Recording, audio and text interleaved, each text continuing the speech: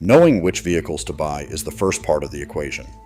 The second part is understanding why that knowledge is worth nothing if you cannot verify what you are looking at before the money changes hands. The used market for pre-mandate vehicles is not the same market it was 18 months ago. The videos, the forums, the word of mouth moving through workshops and retirement communities and online groups for people who have started asking questions about modern vehicle ownership, that information is now reaching a much wider audience. And when a market gets attention, the quality of what is available inside it goes down before the price does. There are sellers right now listing first-generation Tacomas with rolled-back odometers. There are flood-damaged Power Strokes that have been dried out, cleaned, and photographed in good light. There are rust-compromised frames that have been undercoated dark enough to pass a casual look. The vehicles I showed you in the previous video are exactly the right ones to target.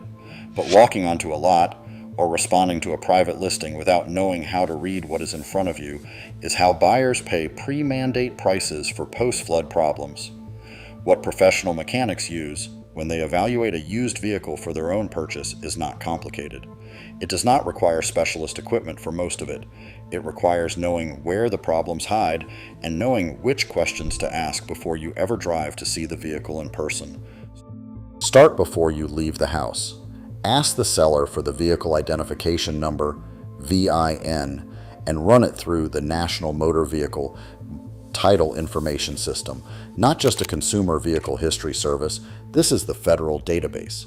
It will show you title transfers, odometer readings at each transfer point, and whether the vehicle has ever carried a salvage title, a flood title, or a rebuilt title in any state. A vehicle that was totaled in Louisiana in 2019 and retitled clean in Texas in 2021 will appear in that record. Sellers who object to providing the VIN before a viewing are telling you something useful before you spend the afternoon. Ask for service records, not as a formality, but as a filter. A vehicle maintained by someone who understood what they owned will have documentation such as oil change receipts, coolant flush records, and timing belt replacement records when applicable. The absence of records does not mean the vehicle was not maintained. The presence of records tells you something about the owner. The person who owned it is the single most important variable in the condition of a mechanical object that has been in service for 20 or 30 years. When you are physically in front of the vehicle, the frame inspection is not optional. Get underneath it, bring a flashlight and a screwdriver with a metal handle. On a first-generation Tacoma, the rear frame section behind the rear axle is where rust starts and where it progresses fastest.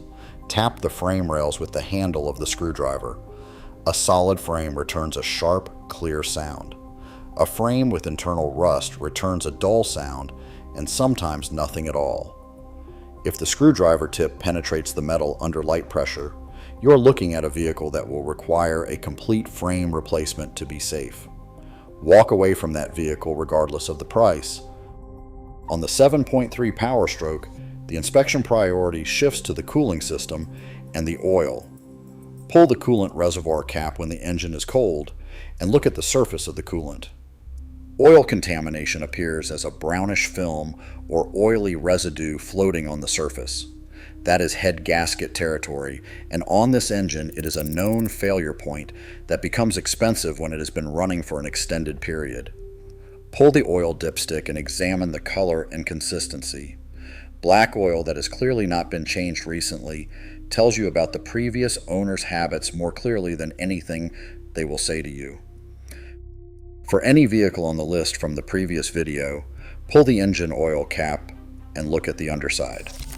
A clean cap with a normal oil residue means the engine is breathing properly and combustion gases are not being pushed into the crankcase. If the cap is coated in thick, pale residue, that indicates coolant is mixing with the oil internally. That is a different conversation with a different price, and in most cases, it is a vehicle you should not buy at any price until the cause has been independently confirmed and repaired. Ask the seller how long they have owned the vehicle and what prompted the sale. Do not take the answer at face value. Listen to how they describe it. Someone who has owned a truck for 8 years and is selling because they are moving to a smaller property will tell the story differently than someone who has owned it for 6 months and is vague about why they are moving on. The story around the sale is data. Take it for a road test that lasts long enough for the engine to reach full operating temperature. Cold engines hide problems that warm engines reveal. Listen for valve train noise that appears at operating temperature and was absent when the engine was cold. Check whether the transmission shifts cleanly through all gears under load. On a manual transmission, feel for clutch slip during hard acceleration in a higher gear. A clutch that is near the end of its service life will allow engine revs to rise without a corresponding increase in vehicle speed. That is a repair cost to factor into the offer before you make one. Finally, do the mathematics before you make an offer. What is the asking price? What would an independent inspection by a mechanic of your choosing cost if you arranged one before signing anything? What would the specific repair cost be if the worst outcome you identified on your walk-around turned out to be accurate? A vehicle priced at $5,000 that needs a $2,000 frame section repair is a $3,000 vehicle. Price it as one.